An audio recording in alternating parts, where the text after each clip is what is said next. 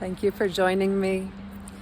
Today, let's take a walk together and I'll talk briefly to you about the Buddha, who he was, and what he said. But first, I'd like to give a bit of advice on how to appropriately respond, interact, watch, and listen to these videos so that you can simply get the most benefit from them. A few things to keep in mind. First is, as you're watching, you'll get the most benefit if you're simply sitting with your eyes closed, or if you have your eyes open and you're watching as I'm speaking, try to keep your body physically still the whole time. And this will enable you to absorb the material better and better. Also, make this your only video that you watch today, the only one. And watch it a few times. Write down some questions. Interact in the comments section below and really take it seriously. Contemplate these things. If you truly want what's best for you, you take your life and your well-being seriously. You want to come away from unnecessary suffering, mental suffering, and stress. You want to heal. You have to do the right things in the right way. And you have to be devoted, committed, and disciplined. Yes, it takes a tremendous effort, but it's worth it.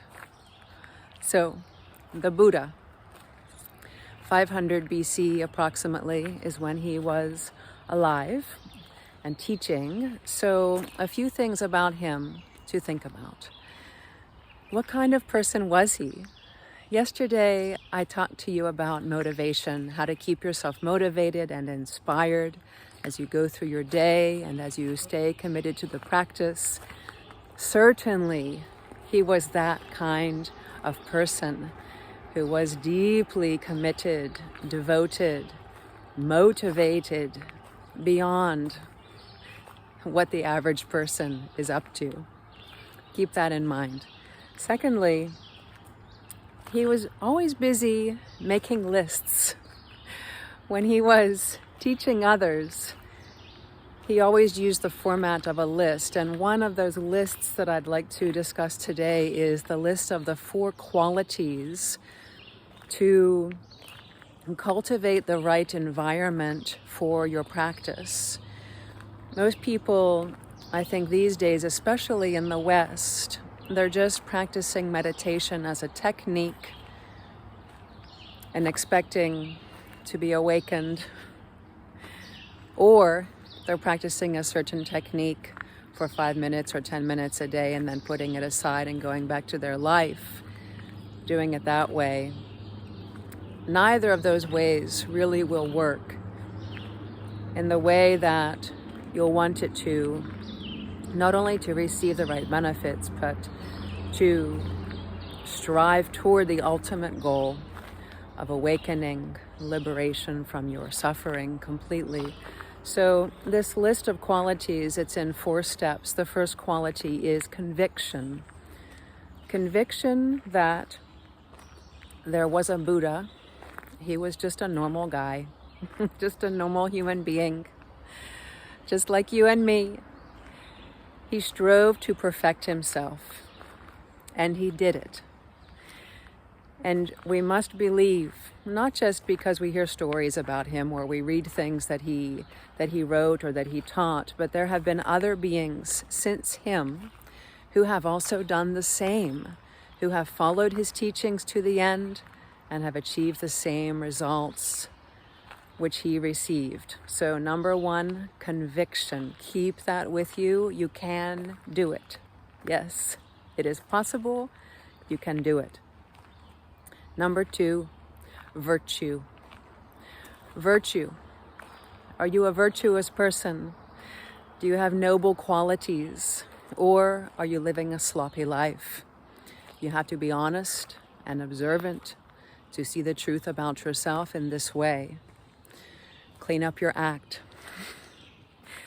The third thing on the list is generosity. If you have more than what you need, you should be giving things away.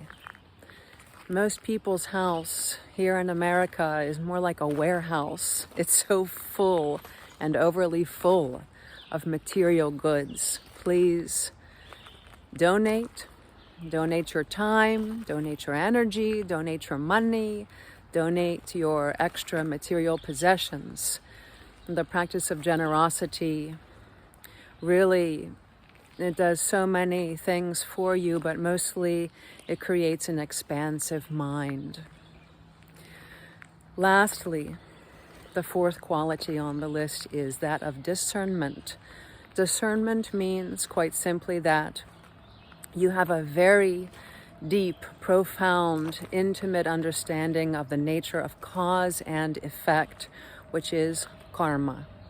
Both with your eyes closed and with your eyes open, you're able to see the results of what you're doing, both in the immediate sense and in the long term. For instance, when you are in the formal meditation with your eyes closed, seated in the posture, you can see that the breath has an effect on the mind and the mind has an effect on the breath. It's very clear. It's an immediate cause and effect which repeats itself throughout the meditation. When you open your eyes and go through your daily activities, the same thing is happening. It just takes a little bit of subtle awareness to keep in touch with that. Thank you so much for spending this time with me. Watch the video again, write things down, ask some questions, be involved with yourself, be committed to yourself, because the most important thing and the most beneficial thing that you can do in this lifetime is commit to training your mind. I'll talk to you again soon.